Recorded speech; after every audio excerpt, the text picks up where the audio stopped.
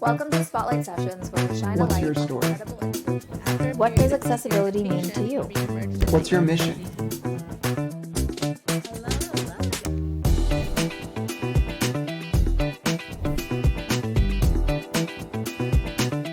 Welcome all to accessiBe's Spotlight Sessions, where we shine a light on incredible individuals and organizations and the work that they do.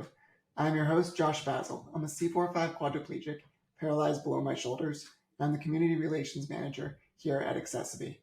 I'm a passionate disability rights advocate and trial attorney focused on breaking down barriers to access and inclusion for people with disabilities. Today on accessiBe Spotlight Sessions, we're joined by Sarah Foley, the founder of Vertical Blonde. Welcome, Sarah. Hello, Josh. I'm so excited to be here. I'm excited to have you on. You have an amazing story, doing amazing work. So let's just jump right in. Tell us a little bit more about yourself, about your paralysis journey.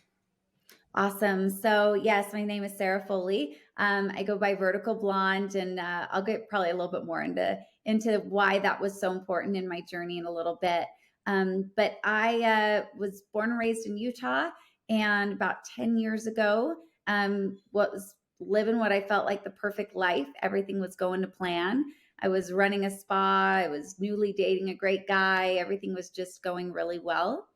And as fate would have it, as I know you know that feeling as well, life just decided to take me on a flip and a journey, and one that I never would have imagined would end up being so beautiful.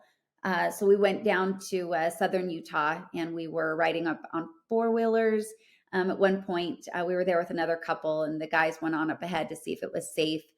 And the other guy waved us up saying, "You're good." And what we didn't know is that my boyfriend, Sean, was coming down the mountain to come get me and the other girl. So as I started going up, came around the bend, saw him coming at me full speed, and I panicked and I jerked the handlebars, went off the trail. My front wheels hit a ditch, and I just started flipping. And the crazy part about the story is that I remember looking back to my left as I jerked to the right, and I remember seeing my boyfriend, Sean, and he had gotten so far out of the way that I could have just kept going straight and been fine. But it was instant paralysis. I broke almost every rib, my clavicle, and then my spine at T4. And it was that instant moment of just like someone had taken my legs off. Just that feeling was completely gone. And from there, lots and hours and days and weeks in the hospitals and months in rehab. It was, I always say that like those time in the hospital were some of my favorite. It was like just this one constant celebration that I was still here, and visitors and presents and all the things. And then you get home, and that's where it really sunk in that life was going to be completely different. And I spent about 4 years in just denial, just pretending like it didn't happen. I just didn't want to, face it. I was very much in resistance. So that boyfriend and I, we ended up getting married. We had a little boy. We just kind of kept plugging through things, but I had a lot of resentment towards him, and I had to put my blame somewhere, which I feel like was really preventing me from finding joy again. And so that was the gritty, right? That's kind of what started the whole paralysis journey. And then beautiful life took us to Maui, where my husband got a job transfer opportunity. And that was where I really opened myself up, and I just really kind of invited into my life. I just said, I want to start to heal.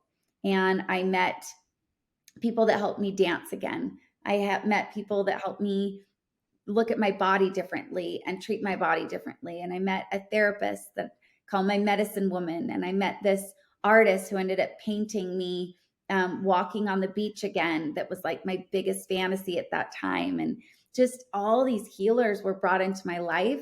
And that's when things started to really shift for me. And I really began to understand that I was in control of this journey. Like I got to decide what it looked like and what I did with it. And that's when I came up with Vertical Blonde. I started a blog to keep my friends and family up to date on what I was doing, that were back home in Utah. And I just felt like my words had a lot of power. And I said, whatever I call myself in this blog has a lot of power.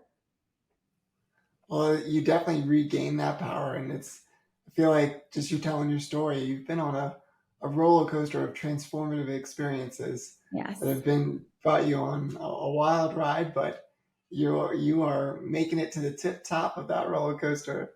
And I love what you're doing. It's amazing what Vertical Blonde as a brand is and how you're taking it into the stratosphere. And I know you're so popular online with social media, and all of your posts they turn heads and they get likes, and they're powerful. They really can move anyone that gets to experience them with the imagery, with the voice. You're doing incredible work, and I'd love to know, what advice would you give someone who's newly injured? Well, the advice that I really wish I would have gotten, that I feel like is the most important thing to hear in those early days, is do not forget about the parts of your body and parts of yourself that you cannot feel. That your body is still your body. And I got really disconnected, right? There was a period there where I would like hit my legs and scream at them. And I just was so angry at my body for not working. And so for me, it's that mind, body, soul connection, and to do whatever you can to not only keep it alive, but nurture it, and to make that the most important thing of developing that, just that mind, body, soul love, and that connection with yourself, connection with your body. I feel like the fact that I disconnected so much is what really prevented a lot of my healing initially. I got back some feeling and movement and ability 5 years after my injury, when I started to get that connection back. But I think often of what connections I could have rebuilt in those early moments and early days. So that That's would be it. awesome. That's some great advice for newly injured families. And if you could come right back to yourself, like immediately in the first weeks, what advice would you give you specifically? Well, the day after I woke up after surgery, right? So they took me right to the hospital, went right into surgery. I was in there for about 10 hours, woke up to a waiting room full of people, and my aunt came in. And my aunt, she came in for a hug, and I just remember whispering in her ear, like, why? Why the heck did this happen? And she had pushed away, and she said, don't you ever ask why. Searching for that answer is going to eat you alive, and that answer is only going to come when it's supposed to. And she got it half right. And so that's why what I wish I could go back and tell, my newly injured self, was that Aunt Stacy got it half right. Don't ask why. But the part I would have added is decide why. You get to decide why. You get to determine what it all means and why it happened. That's powerful. I love that. That is, you get to decide why. That gives you the power once again. Totally. I think there's so much of what you've said today that I'm taking away as the power of you, the power of knowing yourself, believing in yourself, having that confidence, and truly don't blaming yourself for the twists and turns of life. Yeah. Well, and I love that And you said the word confidence, because it's like one of my favorite words, because of the actual definition of the word means to trust in. And so confidence just simply means you trust in yourself. And that is what I wish people would really do more of, is how can I build trust within myself? And we do that by taking action. Like we build that trust in the doing. We all hear it's like, someone says, I love you. And you're like, well, your actions feel different. Right. And so it's all about developing that trust within ourselves through our actions. that's awesome. And what's one thing you wish society knew more about both the paralysis and wheelchair using community? Well, that I'm like, where do I even start? Right? Like that's such a big question. And I go back to my old self that was newly injured. I had a very negative view of what disability looked like. I had never experienced anyone that had vitality or was joyful or like, was going to concerts. Like I'd never experienced any of that in my own personal life. So I didn't have a frame of reference.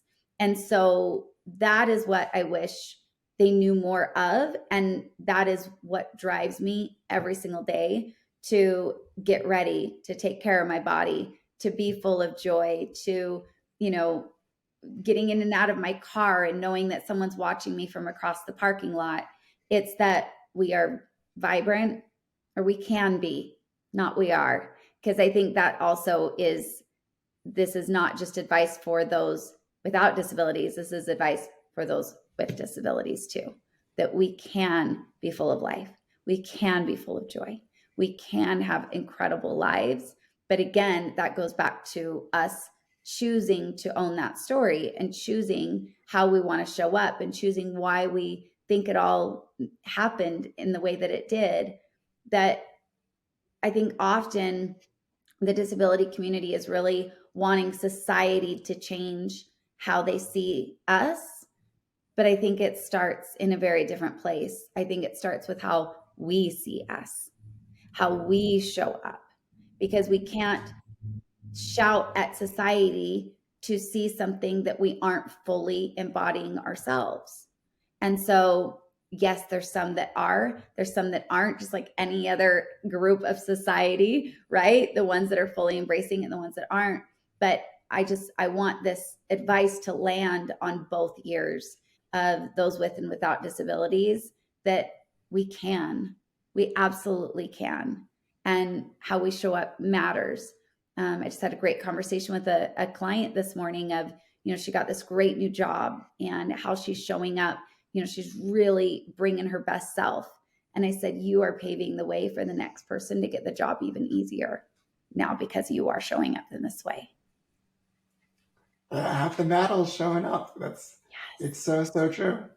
And so much of what you do is through your website. So first, tell us, what is your website?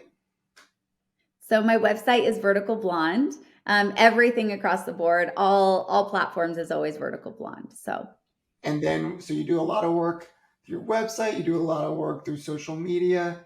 You're on the internet a lot. What is your thoughts about kind of web accessibility? Well, I think it has a powerful ability to connect us. The fact that I do all of my work virtually is so powerful. I've got clients in Canada. I had a girl I worked with in Poland. Like the fact that I have the ability to access my clients from anywhere is huge.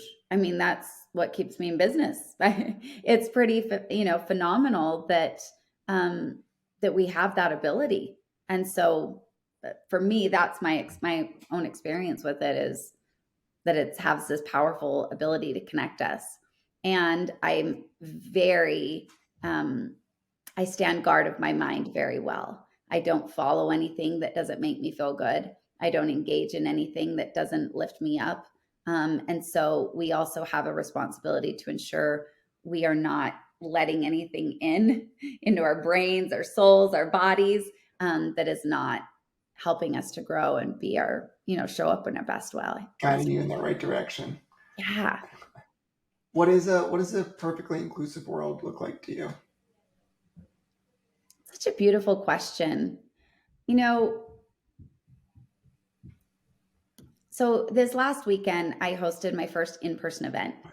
And my proudest part of that entire event was that the room, granted, it was very female focused, so they were all female, but the room was so diverse. I had every color, every ability. I had wheelchairs and not wheelchairs. I had, moms and daughters. I had every kind of woman was represented in that room. And that was so beautiful to me. And they all came with one common goal: to overcome their pain, to take ownership of their story. And so someone once said to me, she said, in any given room, pain is the common denominator, but the overcoming is not common. And so a perfectly inclusive world to me is truly being a space where people feel okay enough and accepted enough and seen enough so that they can overcome whatever pain is disabling to them. I love that. And I would love to end. I love asking this question, but what does access mean to you? Access, for whatever reason, the word responsibility is coming up for me. That there is a responsibility that everyone has an equal experience, right? Access to me, I don't love things just to code. I want an equal experience. I want to be able to see myself in every mirror, right? I don't want mirrors that are too high, things like that. So for me, there's a responsibility so that everyone feels that access. But there's also a responsibility, and going back, and I know this probably like almost like beating the dead horse, of how we show up. That I know that I've got a responsibility to show up in my best way, because it creates access for the next person to show up. I went to a great event last year, and it's an annual event. All these powerhouse women are in this event. And I went, and there's 400 women in this room. And I was the only wheelchair user. And the woman that runs it reached out to me, and she says, how can I make my event, my experience more accessible so that you're not the only one? And she did that. And she said, because you showed up in such a big way that I don't want to prevent anyone else from having that same experience. So I have a responsibility to show up so that access comes after me, right? We all do. And then we also have a responsibility to ensure that that equal experience is able to be had if we have a business, if we have a experience, whatever it is, so that no matter what, everyone can gain access. Sarah, thank you so much for being our guest today You're on so accessiBe's welcome. Spotlight Sessions. You're amazing. Thank you so much. This was such an honor. It went by so fast. I loved this so much. And to all of our guests, thank you so much for staying to the end of accessiBe's Spotlight Sessions. Make sure to hit that subscribe button and follow us at accessiBe_community. And as always, thank you for being on this journey with us. Bye, everyone. Aloha.